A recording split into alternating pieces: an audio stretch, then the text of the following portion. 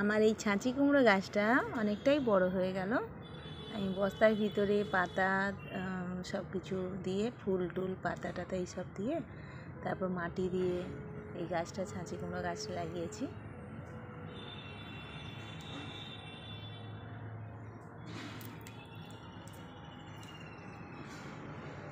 অনেকগুলো ছাঁচি কুমড়ো চারা বেরিয়েছে, আরও ছোট ছোট অনেক জায়গায় আছে। সেগুলোকে আরেকটা বস্তাতেও দুটো লাগিয়েছি। আমাদের বাড়িতে যে কাজ করে তাকেও বলেছি যে তুমি নিয়ে যাবে দুটো। সে বলছে আরও বড় হোক তারপর নিয়ে যাবো। তো একই সময়কারে বীজ, কিন্তু ওইগুলো সব মানে অন্য গাছের তলায় মাটিতে পড়ে পড়ে হয়েছে। তো একই সময় মানে একই ছাঁচি কুমড়োরই বীজ, কিন্তু এই গাছটা অনেক বড় হয়ে গেল আর ওইগুলো সবে মানে চারা একটু ছোটো ছোটো হয়েছে। এই মাছগুলোতে তো আমি এমনি জামা কাপড় মিলি, তারও আছে, তো এমনি জামা কাপড় মিলি। তো ভাবলাম যে এইটাই যদি ছাঁচি কুমড়ো হয় এটাকেই পেঁচিয়ে পেঁচিয়ে দেবো।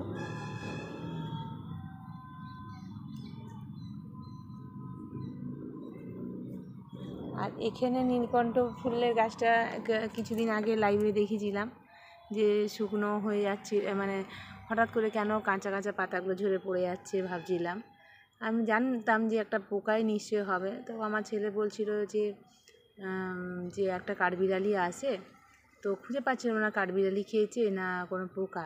তো খোঁজার চেষ্টা করছিলাম, কিছুতেই দেখতে পাইনি। পাতার এপিট ওপিট চারিদিক উল্টে উল্টে দেখছিলাম, কিছু পাতা পোকা দেখতে পাইনি পোকা। কিন্তু কালকে দেখলাম একটা বড় দেখে পোকা, মানে যেগুলো পাতা টাতায় সচরাচর আসে খেয়ে নেয় সেরকম। কোথা থেকে এসেছে জানি না, পোকাগুলো মাঝে সাঝে আসে দেখি এরকম সবুজ সবুজ টাইপের পোকা। তো ওইটাকে কালকে অনেক দূর করে ছুঁড়ে ফেললাম। এই গাছটাতে আজকে দুটো অপরাজিতা ফুল হয়েছিল। আবার এই যে ফুল আবার কালকেও হবে, পরশু দিনও হয়েছিল 3টে ফুল। আমার ভালো লাগছে যে গাছটা যাই হোক বেঁচে আছে। একটা ডাল শুকনো হয়ে গেছে, একটা ডাল যেটা লম্বা হয়ে বেড়ে যাচ্ছিলো সেটা এই যে ফুলটাও পর্যন্ত তোলা হয়নি, শুকিয়ে গেছে। কিছু কাঁচা পাতা ঝরে পড়ে যাচ্ছিলো, কিন্তু যাই হোক গাছটা বেঁচে তো গেছে, এটাই আমার ভালো লাগছে। তারপরে এটার মধ্যে অনেকগুলো কুঁড়িও মানে কুঁড়ি না সরি ফলও হয়েছে। ফলগুলোকে শুকনো করে এইবার আমি ভাবছি বস্তায় করে মাটি দিয়ে অনেকগুলো বীজ একসঙ্গে লাগাবো, যাতে অনেক ঝাড়ভাবে উঠে। আমি সববার এই ছোটো ছোটো প্লাস্টিকে মাটি দিয়ে লাগাই, তো একটা কি দুটো গাছ একসঙ্গে হয়, তো বেশি লদ বেয়ে অনেক ঝাড়ভাবে হয় না। একজনের ভিডিওতে দেখছিলাম অপরাজিতা ফুল এক ঝুড়ির মতো, মানে ছোটো প্লাস্টিকের ঝুড়ি এক ঝুড়ি তুলেছে, ঠাকুরকে জল দেবে বলছে মেয়েটা। খুব ভালো লাগলো দেখে। তো আমারও এই আগেও অনেক অপরাজিতা ফুল হতো, কিন্তু এই 5টা 6টা, তার বেশি না। আর এবারে ভাবছি যে বস্তায় করে মাটি দিয়ে অনেক বড় করে অনেকগুলো বীজ একসঙ্গে দিয়ে লাগাবো, যাতে ঝাড়ভাবে ওঠে। শীত তো পেরিয়ে যাচ্ছে, প্রায় শীত নেই বললেই চলে। আর কদিন একটু বৃষ্টি হলো বলে তাও ঠান্ডা ঠান্ডা আছে। এই মাসটাই হয়তো ঠান্ডা থাকবে। আমার হাজব্যান্ড বলছে এবারে সব শীতের ফুলগুলো তুলে ফেলে দাও। আমি বললাম না, ঠাকুরকে তো জল তো দেওয়া যাবে, এই ফুলগুলো এখনও তুলে ফেলবো কেন, এখনও থাক, যতদিন থাকে। ঠাকুরকে জল তো দেওয়া যায়। এই গাছটাতে প্রচুর ফুল হয়েছিল, প্রথমে 10টা বড় বড় ফুল হয়েছিল একসঙ্গে, চারা ছিল একেবারে প্রচুর বড় বড়। তো মানে ক্যামেরাতে বোঝা যাচ্ছিল না, কিন্তু প্রচুর বড়। আর এগুলো তো দ্বিতীয়বারে হলো, ছোটো ছোটো ফুলগুলো হয়ে গেছে। প্রথমবারে প্রচুর বড় বড় হয়েছিল।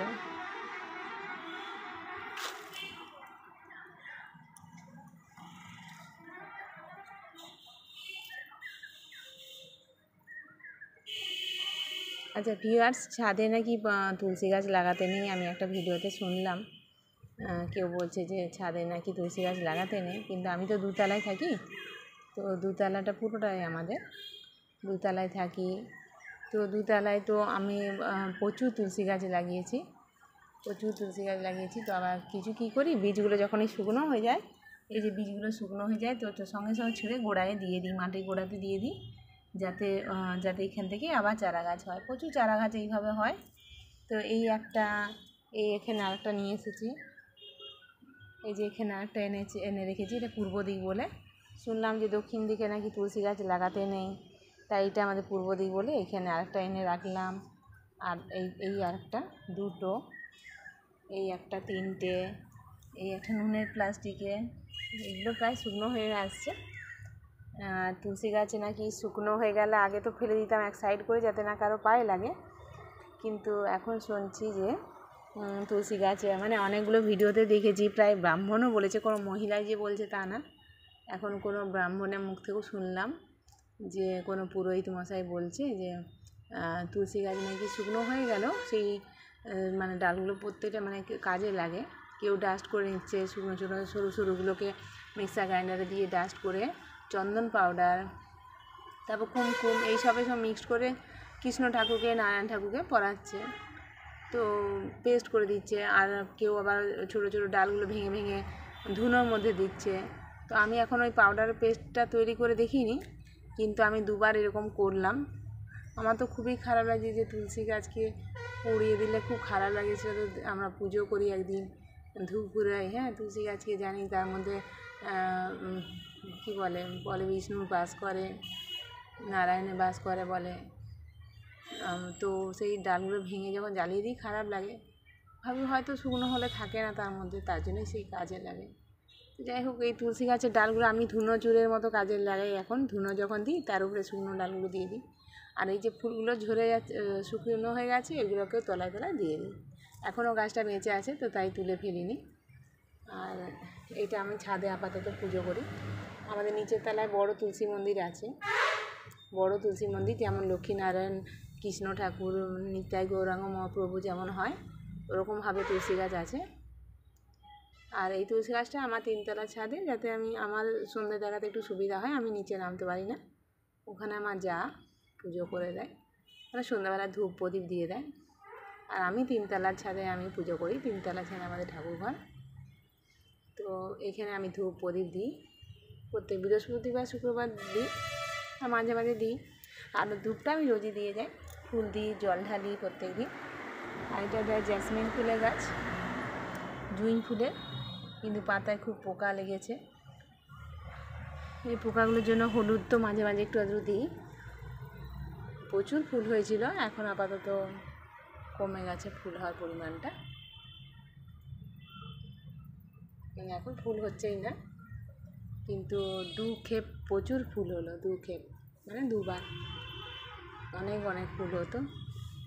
এটা রঙের বালতির মধ্যে লাগিয়েছি, প্রথম ছোটো টবে ছিল, এই আগের বছর থেকে এনেছিলাম 20 টাকা করে কিনে। খুব ভালো, সবাই জেসমিন গাছ লাগাবেন ভিউয়ার্স, সবাই জেসমিন গাছ খুব সুন্দর, সত্যি খুব গন্ধ, সাদা সাদা ছোটো ছোটো ফুল, খুব ভালো। এই আরেকটি গাছ, এই গাছের পাতাগুলো রোদে না কিসে একদম সেই আগুনের মতো যেন পুড়িয়ে দেওয়া হয়েছে এরকম মনে হচ্ছে।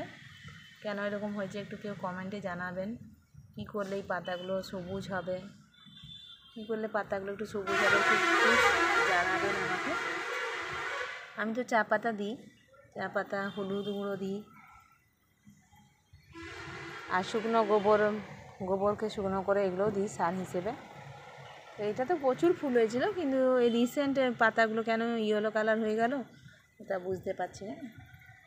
পাতাগুলো যেন কেমন আগুনে পুড়ে যাওয়ার মতন হচ্ছে। প্রায় সন্ধে হয়ে গেল, একটু পরেই যাব সন্ধে দেখাতে।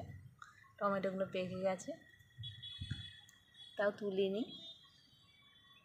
আমার যা এসে বলছিল তুলে নে, আমার যে ঘরে তো এখন প্রচুর টমেটো আছে, এগুলো গাছেই থাকতে ভালো লাগছে, বেশ লাল হয়ে গেছে টমেটোগুলো। এগুলো ছোটো ছোটোর মধ্যে, টমেটো গাছগুলো। পেঁয়াজ গাছ, রসুন গাছ, আমি মোটামুটি আমার ছোটো ছাদ বাগানে ভালোই মোটামুটি গাছ লাগিয়েছি, মজা লাগে, ভালো লাগে। পেঁয়াজ গাছ, অনেকবার মাছের ঝালে দেওয়ার জন্য পেঁয়াজ আমি তুলে নিয়ে গেছি। এখানে এই যে ছোটো ছোটো বললাম না, চিচিঙ্গা না, সরি, ছাঁচি কুমড়ো যে গাছটা বড় হয়েছে, আর এই চারাগুলো খুবই ছোট। এই যে এই এত চারা হয়েছে, তাই আমাদের যে বাড়িতে কাজ করে তাকে বললাম নিয়ে যাওয়ার জন্য, সে বললো একটু বড় হোক, নিয়ে যাব। অনেকগুলো ছাঁচি কুমড়ো, আরও অন্য জায়গায় সব পড়ে এক গাদা, মানে প্রচুর হয়েছে ছাঁচি কুমড়ো গাছ। আর এইটি খুব বড় টমেটো গাছ হয়েছে। অনেকে তো এরকম বড় বড়ই টমেটো গাছ লাগায়, কিন্তু আমি তো কখনো মানে এত বড়োভাবে লাগাইনি, কখনো হয়নি।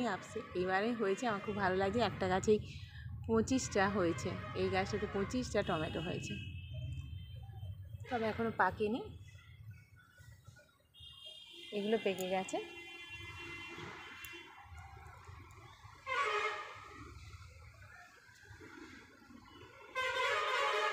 এই পাতাটায় নিম পাতা কদিন ধরে খুব পড়ছিল, নিম পাতা আর মাটি করে ভর্তি করে রেখেছি, নিম পাতা ভর্তি, তার উপরে মাটি দিয়ে দিয়ে রেখেছি, কোনো গাছ লাগাবো। আর এই যে বললাম আমার ছাদে প্রচুর তুলসী গাছ, এটা আমাদের উত্তর দিক, কিন্তু প্রচুর তুলসী গাছ হয়েছে। আমি সব এই তুলসী গাছের ফুলগুলোকে, শুকনো ফুলগুলোকে মাটির তলায় দিয়ে দিই বলেই আবার গাছ হতে থাকে। আর শুকনো ডালগুলোকে আমি উপড়ে এবার থেকে ভালো করে যত্ন করে রেখে দিই, কারণ এই যে ধুনো দিলে ধুনোর উপরে দিয়ে দিই। আর মোটা যে ডালগুলো হয়, তুলসী গাছের যে মোটা ডালগুলো, সেইগুলোকে তুলো দিয়ে পেঁচিয়ে, কেউ বলেছিল যে ঘি দিয়ে করলেই ভালো হয়, কিন্তু বেশিরভাগ তো কারো ঠাকুর ঘরে হঠাৎ করে ঘি থাকে না, তো ঘিয়ের বদলে সরষে তেলও দেওয়া যায়। আমি শুনলাম কোনো ভিডিওতে দেখে, পুরোহিত মশাইয়ের কাছেও শুনেছি যে তুলসী গাছের যে মোটা ডালগুলো তুলো দিয়ে পেঁচিয়ে সরষে তেল অথবা ঘিটাই সবথেকে ভালো, তো ঘি দিয়ে জ্বালালে, প্রদীপ মতো জ্বালালে খুব ভালো। নারায়ণ বা কৃষ্ণ ঠাকুর খুব খুশি হন। এগুলো সব তুলসী গাছ। এটা ইয়েলো কালারের গোলাপ, এটা অরেঞ্জ, এখনও গাঁদা আছে। আটার প্লাস্টিকে করেই লাগিয়েছি। এইগুলো প্লাস্টিকে করে আমার লাগানোর কারণ হচ্ছে টবটা খুবই ভারী হয় এবং পড়ে গেলে ভেঙে যায়, যাতে সাইডে রাখলে প্লাস্টিকের মাটিটা ঢিলা হয়ে যায়, খুব একটাও লাগবে না কারো, সেই জন্য আমি প্লাস্টিকে করে লাগাই, টবটা ভাঙারও ভয় নেই, আর রাখতেও সুবিধা হয়। প্লাস্টিকের টবগুলো তাড়াতাড়ি করে উল্টে যায়, প্লাস্টিকের টবগুলো। আর এই জবা গাছটা তো খুবই বড় হয়েছে, তবু আমি কাটিনি, ডাল কাটিং করা যায় জানি, কিন্তু তবু আমি এই কদিন আগে রিপোর্টিং করলাম, কিন্তু আমি টিনেই লাগিয়েছি, ওটা মাটি শুধু তলার শিকড়গুলো একটু কেটে দিয়েছিলাম, তলার শিকড় কিছুটা কেটে বাদ দিয়ে দিয়েছিলাম। আর এই প্লাস্টিকটার নিচে সবজি খোসা আছে, সবজি খোসার উপরে মাটি দিয়ে, তো তার উপরে আলু গাছটা লাগানো আছে, তো যে জল মতন বেরোয় না সবজিটা পচে গিয়ে, সেই সারটা আমি বলি নষ্ট কেন হবে, তাই টিনটার উপরে উঠে দিয়েছি যাতে জবা গাছটায় পায়। জবা গাছটা আমাদের টিনটাতে আমি লাগিয়েছি, বিশাল বড় হয়েছে জবা গাছটা। আগে প্রচুর ফুল হতো, ঘিয়া জবা। সন্ধে হয়ে গেল ভিউয়ার্স, আরও বাকি ছাদ পরে আবার লাইভে দেখাবো, আজকে এমনি আপাতত ভিডিও করে দেখালাম। এখানে আমি ক্যাপসিকামের বীজ ফেলেছি, চারা হয়েছে ছোটো ছোটো ক্যাপসিকামের, আর এখানে এমনি লঙ্কা গাছ। এখানে একটা লেবু গাছে অনেক ফুল শুদ্ধ কিনে এনেছিল আমার হাজব্যান্ড, কিন্তু ফুলগুলো সব ঝরে গেল লেবু গাছটা।